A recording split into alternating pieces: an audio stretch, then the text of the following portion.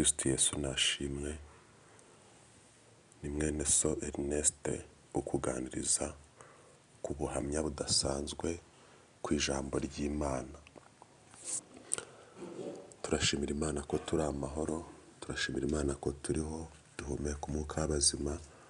Imana nibishimirwe. Waba wagize igitondo cyiza, ugize amanywa meza, ugize umugoroba mwiza, ntabwo ari wowe ubikora, ahubwo ijambo ry'Imana riravuga ngo hari Imana isumba byose ibikora. Waba wahashye ukaronka, waba waranguye imari bikagenda neza, waba wagize umugisha mu kazi, ibyo byose ni Uwiteka Imana isumba byose ibikora. Wagiye mu muhanda bagutwaye cyangwa witwaye cyangwa ugenda n'amaguru, mu nzira itandukanye unyuramo, ugenda amahoro ugaruka amahoro, ibyo si wowe ubikora, ni Imana isumba byose yabikoze, uyihe ishimwe. Wagiye ku ishuri ugaruka amahoro, uri kwitegura ibizamini bya leta ukiga ukabona bikunda, warangije ibizamini bya kaminuza ubona bikunda, iyo ni imirimo y'Uwiteka Imana isumba byose, niyo yabikoze. Ha Imana icyubahiro. Tugiye kuganira ku buhamya cyangwa se ku iyerekwa nagize ku ijambo ry'Imana. Imana isobanurira ijambo ry'Imana icyo ari cyo n'imbaraga rifite mu bantu. Ndagira ngo ube hafi. Ese wari uzi ko ikintu cya mbere abadayimoni batinya kibatwika? Wari uzi ko ikintu cya mbere gihindura kigakora ibitangaza bidasanzwe ari ijambo ry'Imana? Wari uzi ko umugisha mwinshi wihishe mu ijambo ry'Imana? Wari uzi ko kugira ngo umuntu ahinduke yambara imbaraga z'umwuka yarabashe kunesha ibyamuneshaga bikorwa n'ijambo ry'Imana? Nguhaye karibu muri uyu mwanya, nguhaye ikaze muri uyu mwanya, ntujye kure, ni karibu tuganire. Umunsi umwe rero narimo nsenga, Imana iransura mu buryo bw'umwuka, insobanurira ijambo ry'Imana icyo ari cyo. Ndatangara ndumirwa, nagiye kubona mbona ijambo ry'Imana ni umutsima udafite ahantu kuwusonga bitangiriye n'aho birangiriye, kandi udafite ikintu na kimwe ku isi byasa. Mbona ni umutsima uryoshye usa neza. Niyo mpamvu nkunda kugaruka ku biganiro byanjye, nk'ubu tugira ikiganiro cya buri munsi twita umutsima wa buri munsi. Ntabwo ari ibyizanye, ntabwo ari iby'abantu bavuga. Mwene data unteze amatwi, kuri uyu munsi ni ngombwa ko dusenga, ariko tukarenga urwego rwo gusenga by'umuhango. Wisenga gusa kubera ko abandi bagiye gusenga, wijya guterana gusa kubera ko ubona abandi bajya guterana, ahubwo tangira kwiga gusenga amasengesho yihishurirwa. Amasengesho yihishurirwa araryoshye, amasengesho yihishurirwa ni meza. Amasengesho yihishurirwa atuma umenya ibintu by'umwihariko, atuma wibikaho amakuru abandi badafite.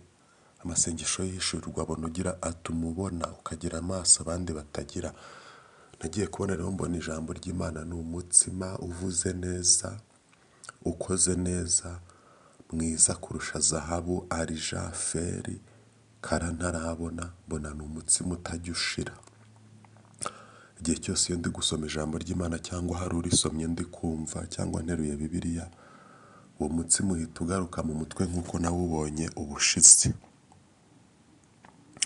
Ngiye kubona mbona ni umutsima uryoshye, umutsima uhindura, waryaho. Iyo umuntu rero ari gusoma ijambo ry'Imana cyangwa ari kurisobanura, mpita mbona njye mu buryo bw'umwuka ari umutsima noneho bari kumanyagura, umeze neza, amarobe yawo agahabwa abantu. Nkabona umutsima ndawuriye, nkabona uhinduye umusatsi, nkabona uhinduye umutwe, nkabona uhinduye amaso, umutima, kugera mu ngingo. Aribwo nahawe n'ijambo riri mu rwandiko rwandikiwe Timoteyo turi buze gusoma. Ndaza kukubwira rero muri iki kiganiro ukuntu ijambo ry'Imana ryirukana abadayimoni, kubwira ukuntu abahanuzi bahanura basoma ijambo ry'Imana baba binjiye mu mwuka w'ubutegetsi, amavuta y'ubutegetsi atuma ibintu bahanura bisohora vuba. Karibu karibu. Nigeze nkurikira ubuhamya, bwari ubuhamya bw'umuntu nawe wavugaga ukuntu yabonye imyuka y'abadayimoni iri kwemeza ko ikintu batinya mu rusengero n'ahandi hahurira abantu ari ijambo ry'Imana. Iyo usomye ijambo ry'Imana ahantu hari abadayimoni, wa mutsima nakubwiye uhinduka inkota. Inkota ityajije amugi abiri.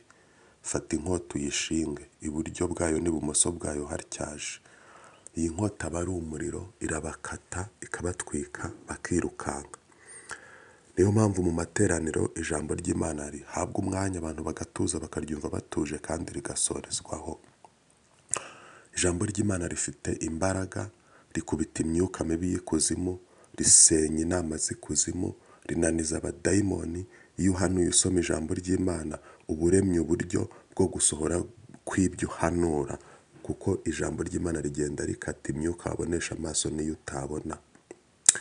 Iyo ubwiriza ukoresha ijambo ry'Imana, usoma ijambo ry'Imana ukarisobanura, ryica imigambi y'ikuzimu, rikata imitwe abadayimoni, ryangiza abadayimoni, rikangiza sisiteme na network abadayimoni baba barubatse ngo barwanye abantu b'Imana. Tugiye kuganira rero kuri iyi nsanganyamatsiko, ube hafi wumva ijambo ry'Imana, ube hafi wumva icyo dusobanura ku ijambo ry'Imana. Guhaye ikaze aho tugiye gusoma ijambo ry'Imana. Turafata Bibiliya zacu dusome mu rwandiko rwa kabiri rwandikiwe Timoteyo, ibice 3 ku murongo wa 16. Rwandiko rwa kabiri Pawulo yandikiye Timoteyo, ibice 3 ku murongo wa 16. Reka dusome mu izina rya Yesu. Ibyanditswe byera byose byahumetswe n'Imana kandi bigira umumaro wo kwigisha umuntu no kumwemeza ibyaha bye no kumutunganya no kumuhanira gukiranuka, kugira ngo umuntu w'Imana abe ashyitse afite ibimukwiriye byose ngo akore imirimo myiza yose. Amena. Akira ijambo ry'Imana. Ndagira ngo nkubwire ko muri iki gitondo cyangwa se kuri uyu munsi, kuri uyu mugoroba cyangwa iyi saa sita cyangwa iri joro, bitewe n'igihe utwumvira, biragoye ko wakiranuka nk'uko Imana ishaka, ukagenda nk'uko Imana ishaka, udasoma ijambo ry'Imana. Nasuye abantu, usengana n'abantu online, uburyo bwa call, dukoresheje phone, dukoresheje amalinki, ikoranabuhanga ni ryinshi, WhatsApp call, Zoom, etc. Nsanga hari abantu benshi Satani yamaze gutwara uburyo bwo kumunesha. Kubera ko Satani n'abadayimoni, nigeze nkubwira guverinoma ya Satani, ushobora kuba utakiyibuka, nakubwiye ko igizwe n'umuhanuzi w'ibinyoma. Ubuhanuzi bwose bw'ibinyoma buriya buva kwa Satani. Ikagirwa na antikristo cyangwa se antikristianism, abantu bahakana Yesu bakamurwanya, bakavuga ko ngo atari umwana w'Imana, bakavuga ko ngo ataducunguye. Hari n'abaza biyoberanije basa n'abamuhamya ariko bamurwanya, baza bavuga ngo ubwo yadupfiriye ngo ibyaha twakoze n'ibyo turi gukora n'ibyo tuzakora ngo byarababariwe. Bashuka abantu ngo bidegembye mu byaha bazarimbuke. Hakaza noneho n'ingabo z'abadayimoni. Ingabo z'abadayimoni zoherezwa ku isi guteza impanuka, kujyana abantu mu byaha, gukorana n'abakonikoni, ubupfumu, kuraguza, kuroga. Hakaza rero na Satani ariwe coordinator. Iyo ni guverinoma ya Satani, yicara igakora inama iri ikuzimu zo kwangiza ibintu ku isi, gucurika ibintu no gutwara abantu ubugingo. Iyo nama rero yararebye isanga idashobora gukorera mu bantu, ngo ijyane abantu mu myuka y'ubusinzi, ubusambanyi, ubwicanyi, uburozi, kwiba, agasuzugura ibyaha byose bikorerwa ku isi, za divorce, ngo zirirwa zisenyuka. Babona batashobora abantu basoma ijambo ry'Imana, kuko umwicanyi wa mbere kuri guverinoma y'abadayimoni ni ijambo ry'Imana risobanuwe neza, rikigishwa abantu neza, ritagoretswe. Imana iguha umugisha niba ibintu ndi kuvuga uri kubisobanukirwa neza. Abadayimoni rero bakoze iyo nama, baricara baravuga ngo kugira ngo tubashe gutegeka isi, duha abantu kuba mu rusengero ariko batahaba ari fotokopi, abandi tubananize kujya mu rusengero ngo bihane bakizwe, abantu tubashore mu bwicanyi, abantu tubashore mu myuka ya divorce ya buri gihe, amakimbirane mu ngo tuyongere, dutware urukundo rw'abantu, abantu bahore mu byaha, abahanuye ntibisohore, abasenza ibitangaza tubitware, abantu bajye basengana n'abantu bafite ubumuga ntibakire, basengane n'abarwaye indwara zananiranye ntibakire. Reka dutware iyi nkota itwica mu gitondo ikatwica saa sita no ku mugoroba. Ibi nabyo sinzi niba ubyumvise. Iyo ubyutse mu gitondo ugasoma ijambo ry'Imana mbere yo gusenga, uba ukubise mu cyico cyangwa mu gihorihori ingabo z'abadayimoni. Guverinoma y'ikuzimu uba uyibangamiye, inama bakora, inama nyobozi y'ikuzimu bakora bari kugambirira abo bajya kwica, uba ukubise mu icyico, uba batwitse n'inka cya katyusha uba uteye. Saa sita iyo ufashe umwanya wo gusenga ukongera ugasoma ijambo ry'Imana mbere yo gusenga, uba uteye ikindi kibombe kuri guverinoma ya Satani. Ku mugoroba bikaba uko n'ikindi gihe. Umwanzuro wa mbere rero bafashe wari uwo kuza bagatwara abantu apeti y'ijambo ry'Imana. Umuntu akajya ku rusengero ajyanywe no kujya kumva indirimbo, nubwo nabyo atari bibi, ni byiza, ajyanywe no kujya kumva ubuhamya gusa. Ijambo ry'Imana riva mu bantu. Ubu dufite abantu benshi bitwa abakristo muri ya majanisha yo mu Rwanda y'abakristo batagira Bibiliya y'amasezerano yombi, isezerano rya kera n'irishya. Ugerageje ugasanga afite Bibiliya y'isezerano rishya gusa, nayo ataguze yahawe. Undi ugerageje ugasanga afite Bibiliya y'Icyongereza atanumva, nayo yahawe n'umuntu ataguze. Guverinoma ya Satani yatwaye abantu apeti yo gusoma ijambo ry'Imana, ku rwego umuntu aba afite amafaranga akajya kugura ibirayi, akagura umuceri, akagura akawunga n'inyama byo kwirira, asagutse akayagura amavuta yo kwisiga na bombo n'inkweto zidakenewe, hari izindi, agataha nta Bibiliya aguze, nta gitabo cy'indirimbo aguze. Uwo nguwo agereranywa n'umusirikare wambaye teni, imyenda, uniforme, yambaye inkweto zisize neza n'ingofero, ariko akaba adafite imbunda nini murayireba, akaba adafite n'imbunda ntoya, pistole kamvuge gutyo, akaba adafite n'icyuma. Uyu musirikare iyo atambuka mu nzira abantu bamureba babona ari umusirikare, babona ari umuntu wakoze ikosi. Ariko mu by'ukuri umwanzi ateye, uyu musirikare yakwiruka nk'abandi, icyo yakora ni ukwihisha gusa. Kwihisha ntabwo biri efikase cyangwa ntibihagije, kubera ko mwene data uyu musirikare yihishanye n'abandi baturage, harashwe isasu ryakwinjira rikabatoborera rimwe bose, ntawatabara undi. Uyu mukristo nawe rero yakoze ikosi, yarabatijwe mu mazi menshi. Amaze kubatizwa yinjira mu rusengero mu murimo w'Imana, ni umuririmbyi se, birashoboka ko ari n'umucuranzi, birashoboka ko ari n'umuhanuzi, birashoboka ko ari muri protocole, birashoboka ko ari muri worship team n'ahandi hatandukanye. Ariko iyo mu ijuru bamureba babona ari umusirikare wambaye, bakabona yambaye inkweto n'ingofero. Ariko iyo bashakishije intwaro arwanisha, arwana n'umwanzi, barazibura, kuko bareba imbunda nini, ijambo ry'Imana, bakabona ntayo afite.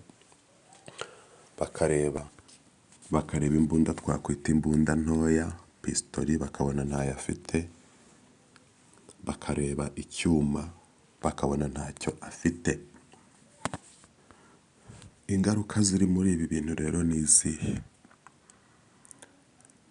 Iyo umuntu asenga akaba imbere y'Imana, agira amakuru, aricyo cyombo cy'umusirikare. Aba rero ni abasirikare baba bari mu rusengero ariko batakwirukana umudayimoni n'umwe, ahubwo defile y'abadayimoni iba igenda mu bakristo, igenda mu makorari no hirya hatandukanye, no mu ngo bagakomeza kugendamo. Nta makuru, udasoma ijambo ry'Imana nta makuru, kuko abadayimoni baba bari hafi aho, uko usenga bakumva. Nta ndwara wakiza, wasenga ngo ikire, wakizamo izina rya Yesu Kristo, nta mugambi n'umwe w'abadayimoni waburizamo. Niyo mpamvu usanga umuntu avuga ngo ndasenga ariko sinsubizwa. Ijambo ry'Imana riranabivuga rikavuga ngo dore murasaba ariko ntimuhabwe kuko mudasaba neza ibyo mukennye. Uburyo bwo gusaba rero ni ugukiranuka, wamara gukiranuka ugasoma ijambo ry'Imana, wamara gusoma ijambo ry'Imana ukamenya kurisengeramo. Intambara rero zabaye nyinshi, ibibazo byabaye byinshi, ibyo twakabaye dukumira nk'abantu dusenga ntabwo ariko bimeze. Impanuka ziraba, ugasanga ibibazo ni byinshi, indwara z'ibyorezo, ugasanga usengeye umuntu, bamwe basigaye batinya no kuba wagira umuntu usengera. Umuntu yarwara ukavuga ngo turamushyira kanaka, turajya ibunaka cyangwa se tujye kwa muganga, gusa ni byiza. Ariko ubundi ijambo ry'Imana rikwemerera kwirukana abadayimoni mu izina rya Yesu, rikwemerera guhanura ibintu bigasohora, rikwemerera kwigisha abantu bakumva bakihana.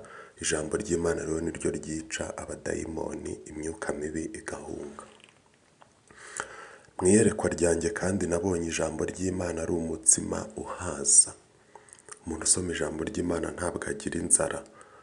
Abantu benshi bakunda kumbaza, bakatubaza ngo kubera iki dufite ijanisha rinini ry'abakristo mu Rwanda ariko tukaba dufite imibare minini y'abantu bajya mu byaha by'ubusambanyi.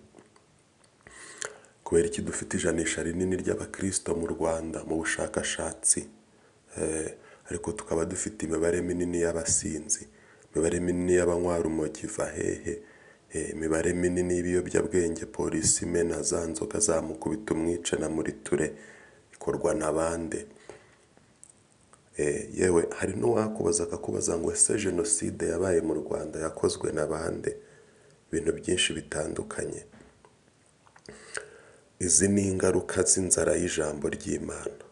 Mu kanya narindi kukuganiriza gusa ku ngaruka zo kuba abantu badatunze Bibiliya barazitaye, n'abazifite ntibakizisoma, abantu batagira agatabo k'indirimbo. Nkubwira ko iyo ari imbunda na pistole n'icyuma bataye, ndetse batakaza n'icyombo, kuko iyo usoma ibyo ugasoma ijambo ry'Imana ukaririmba uhabwa ishyaka ryo gusenga. Iyo uhawe ishyaka ryo gusenga uri gusengera muri miliye yirukanwemo guverinoma ya Satani, kuko guverinoma ya Satani itinya ijambo ry'Imana n'amasengesho bigendana. Iyo rero yahunze umwuka w'amakuru uraza kuko ijuru riragukingukira. Icyo ni icyombo, nagereranya n'icyombo. Hejuru y'ibyo ngibyo rero umuntu usoma ijambo ry'Imana hari icyumba cy'ubugingo. Iki ntikiboneshwa amaso, kuko icyumba kiboneshwa amaso tugira kirya ni igifu kirya ibijumba, umuceri, ibishyimbo n'inyama. Ariko hari indi nda y'umwuka wera. Imana ifashe ibi bintu byumve. Abantu benshi rero muri iyi si, inda y'umwuka wera, iki cyumba kiri vide. Hajyamo akantu ku cyumweru gusa ari uko yibutse kujya guterana, cyangwa mu masengesho y'itorero ari uko yibutse kujya kuyajyamo, wa muvugabutumwa w'umushumba cyangwa umushyitsi batumiye akigisha, hakajyamo akantu, ifunguro ugereranije n'inda ye uko ingana kwita nka 1/10.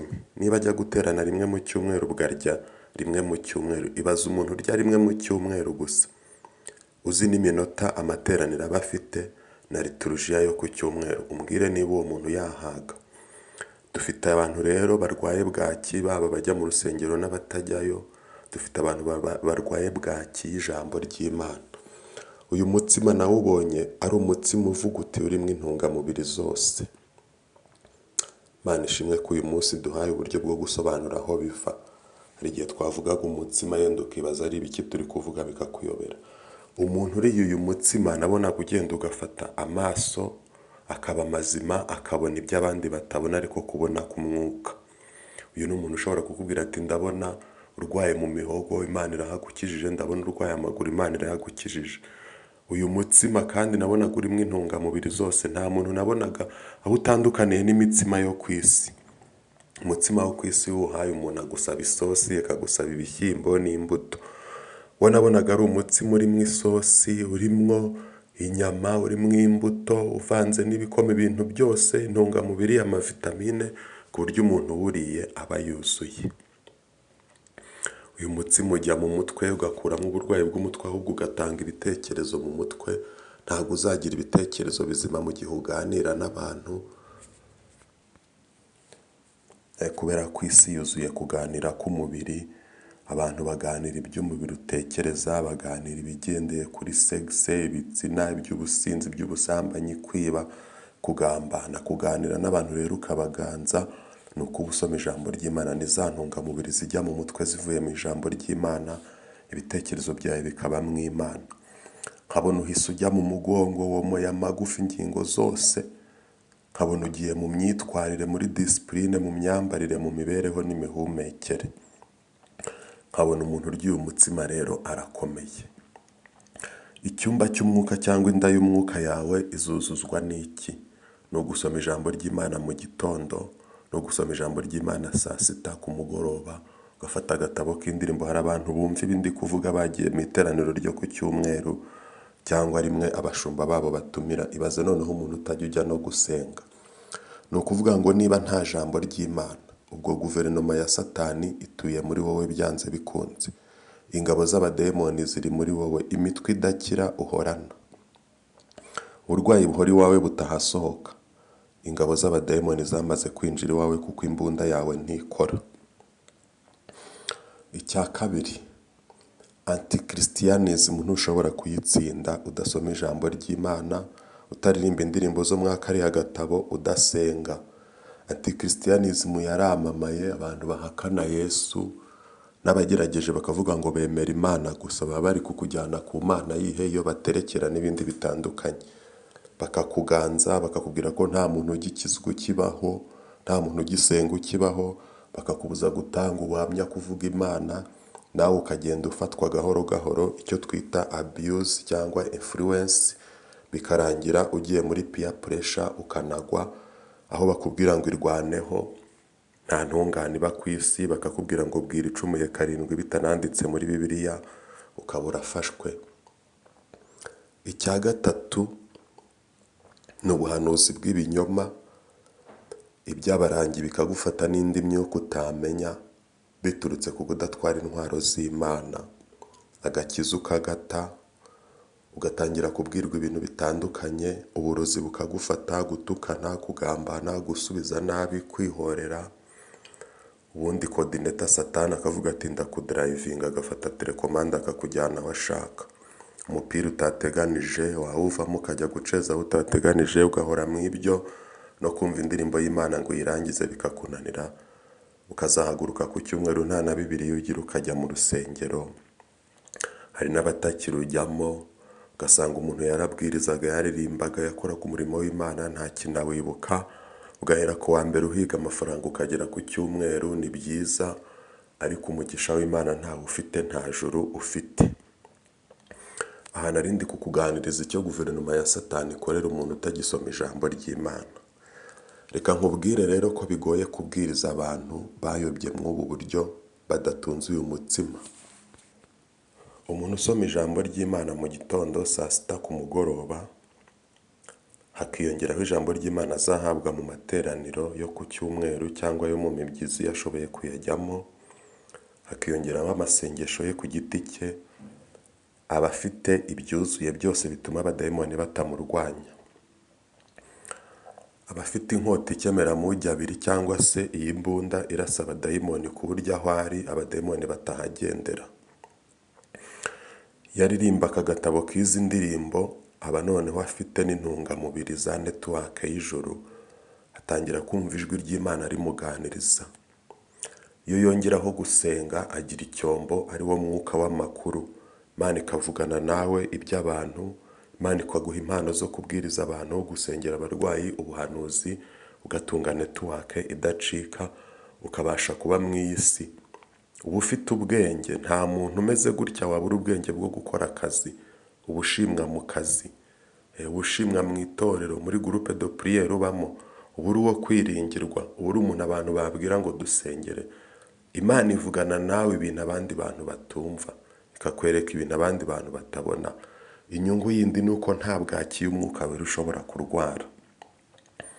Uba uhaze mu buryo bw'umwuka, kandi umuntu ushonje ahuhwa n'umuyaga. Wa muntu udasoma ijambo ry'Imana, udasenga nk'uko ndi kukwigisha, igitero kimwe cy'abadayimoni kirahagije ukamara iminsi 5 warananiwe kubyuka.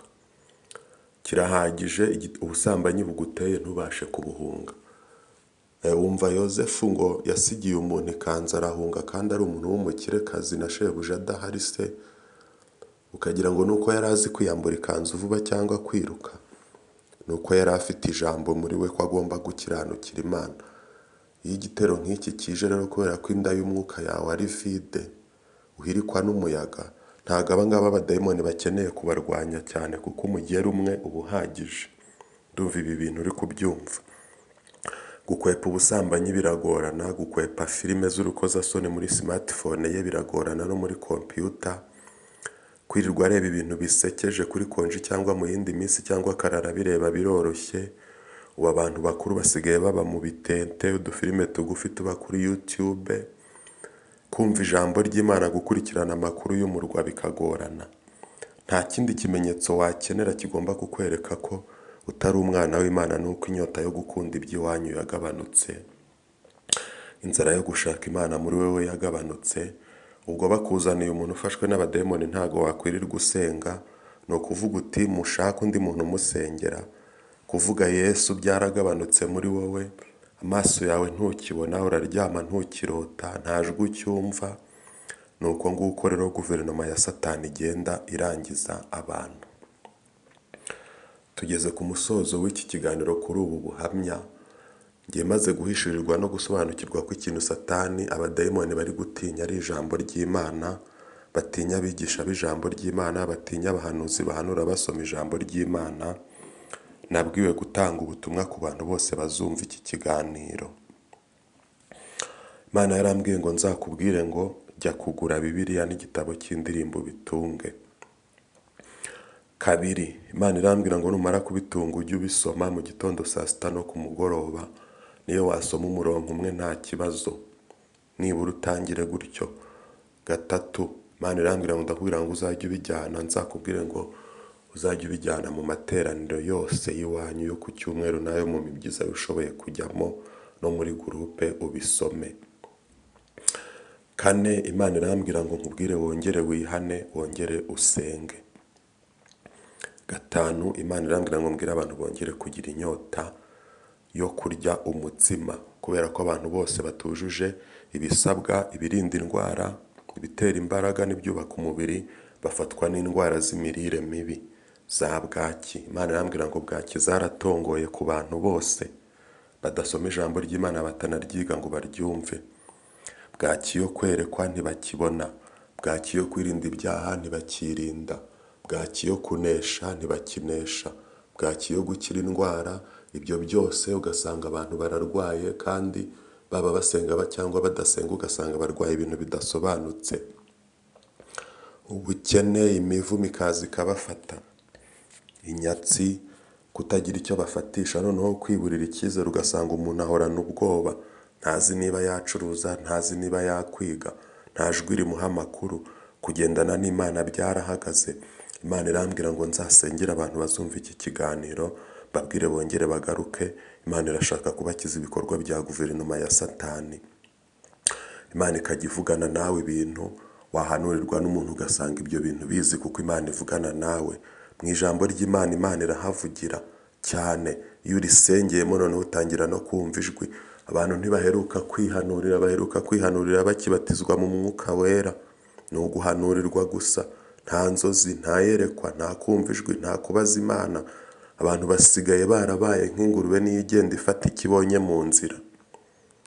Sometimes babaye nka moto, kuko moto y'umumotari haguruka itazi aho igiye, ijya aho umugenzi ayijyana. Hari abantu basigaye bari driven by Satani.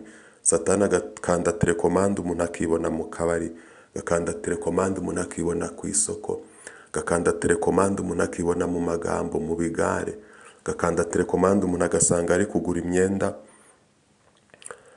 isebeje Imana, itayihesheje icyubahiro kuko yabonye abandi bayambaye. Ariko ubundi umuntu usenga urimo umwuka wera ategeka isi, agategeka ubutware bw'isi, niwe uvugana n'Imana ngo ubu tugiye ku isoko, tugiye kugura imyenda imeze gutyo, ukagenda ku isoko uzi ibyo ugiye kugura. niba uvugana n'Imana ngo ubu tugiye gusengera aha, ukagenda gusenga uzi uburyo ugiye gusengamo. Niba uvugana n'Imana ngo turarya gutya, turanywa gutya, uyu munsi ntabwo tujya mu kabari. Iri jambo ry'Imana rivuga ngo tureme umuntu ase natwe, riri mu Itangiriro, ntabwo ari hariya rirangira. Iyo ukomeje gutunga ijambo ry'Imana, ugatunga amakuru y'Umwuka Wera muri wowe, iyi tu irakomeza, inama yo mu ijuru ikaba muri wowe, Imana Data ikaba muri wowe, Imana Mwana ikaba muri wowe, Imana Mwuka Wera, iyi myuka itatu ukayitunga, inama yo mu ijuru igakorana nawe ngo turye. Uyu munsi ukavuga uti ndarya kuko inama yo mu ijuru iri kuvugana natwe ngo turye. Iyo rero utabana n'Imana neza, ya guverinoma ya Satani iba muri wowe, ahubwo akaba ari ikorera muri wowe ikakudrivinga.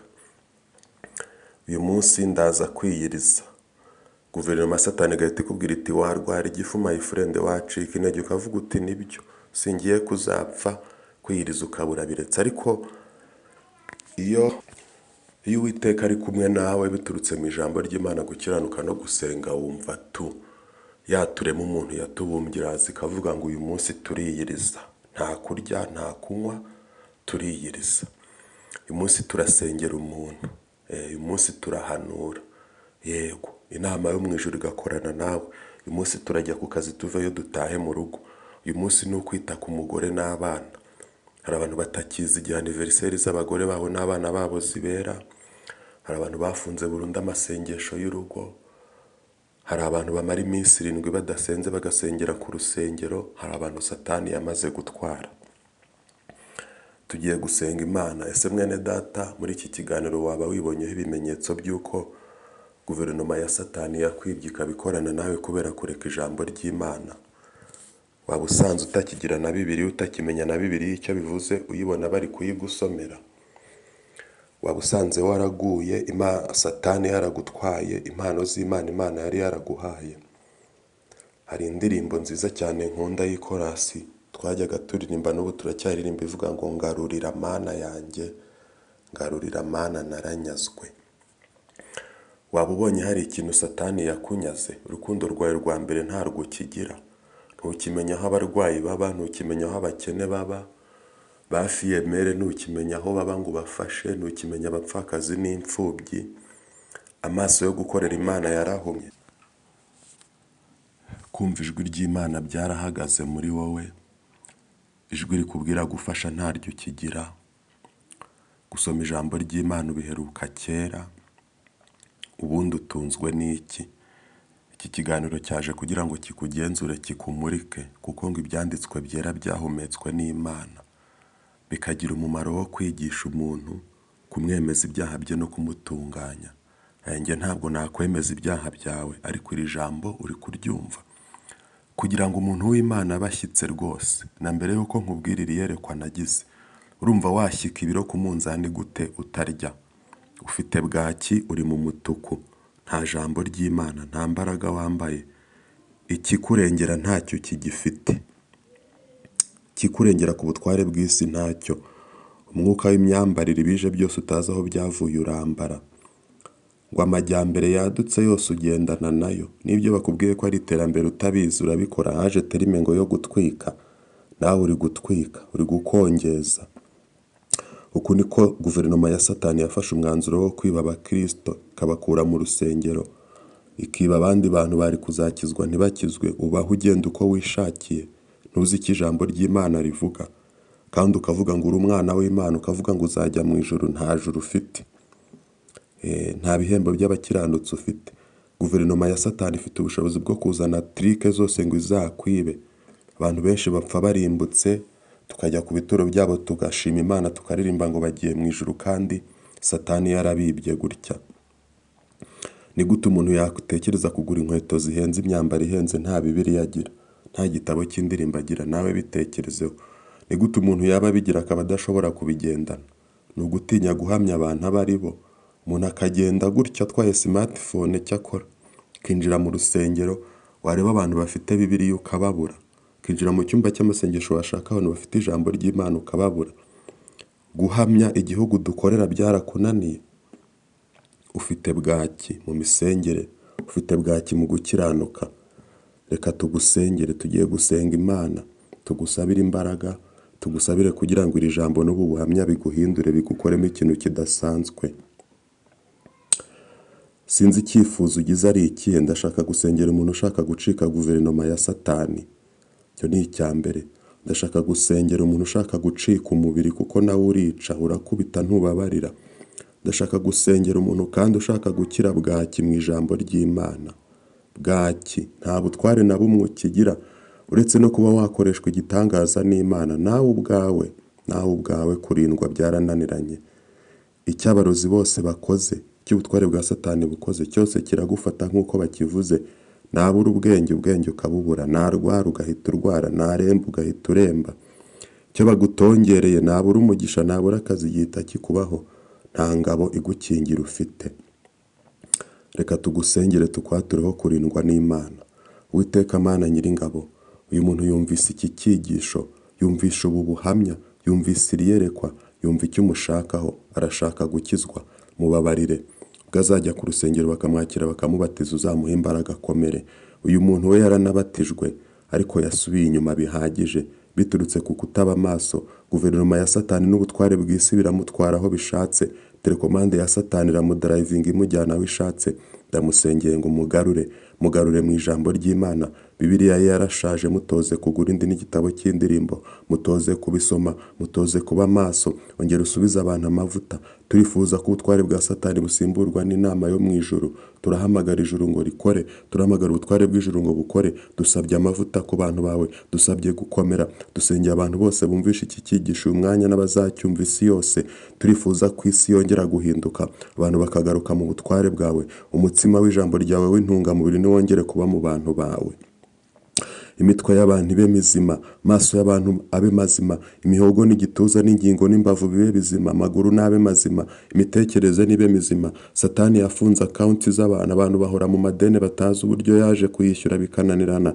Inyatsi zaje ku bantu, imigendere y'abantu yarananiranye. Ndafungura ikirere, ndatura umugisha. Twatuye ubwami bw'ijuru ngo bwongere bukorere mu mitima yacu. Tuyobore, bana natwe nk'uko wayoboye Yozefu ukamushoboza gucika ibyaha, abantu gukwepa ibyaha no kubitsinda, abantu ijambo ritsinda isi, abantu kuguhamya. Shoboza abantu gusenga, shoboza abahanuzi gukoresha ijambo ry'Imana barahanuriremo, shoboza abavuga butumwa gusoma ijambo ry'Imana batarigoreka. Twirukanye umwuka wa antikristianism, twirukanye imbaraga z'abadayimoni, inyigisho z'ibinyoma turazirukanye. Twatuye ubuhanuzi buzima buhindura, bugirira abantu akamaro. Twatuye impinduka, gutunga abanyarwanda n'abatuye isi yose bahindutse, abantu batishora mu byaha, badafata ibije byose, batishora mu ntambara zose zije, batishora mu nzangano zose zije, mu izina rya Yesu Kristo, kugira ngo turinde kuba nk'abo mu minsi y'imperuka wavuze.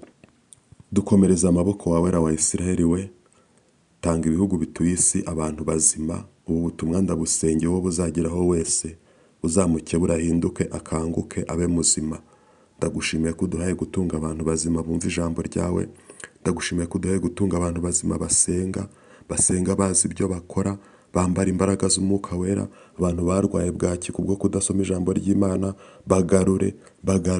Abantu barwaye bwaki kubwo kutubahiriza iby'ijambo ry'Imana ribigisha, garura abantu, kura abantu mu isi. Nk'uko wabivuze mu ijambo ryawe ngo turi mu isi ariko urahaturindira. Haturindire mu isengesho wadusengeye, tubashe kugenda mu isi ariko isi itaturimo. Tugende mu isi ahubwo ijuru riturimo, dusa n'ijuru, dukora nk'ijuru, dufite ubutware bw'ijuru. Ndasenga kugira ngo power na right zose abantu batswe kubera kurangara wongere uvugurura abantu. Bavuga butumwa bavugurure, abanyempano bavugurure, bahanuzi bavugurure, abanyamasengesho bavugurure, abakristo bavugurure. Dutunga abakristo bazima mu Rwanda bahindutse, buzuye umwuka wera, bayoborwa n'ijambo ryawe. Bwa butware abantu bagiraga bwo kwirukana abadayimoni nibwongere bugaruke, za mbaraga nizongere zigaruke. Intsinzi turayizeye. Ndagushimiye kuri kumwe natwe. Icyubahiro n'ikibi cyawe none n'iteka ryose. Yesu urakoze. Amen. Imana ibahe umugisha.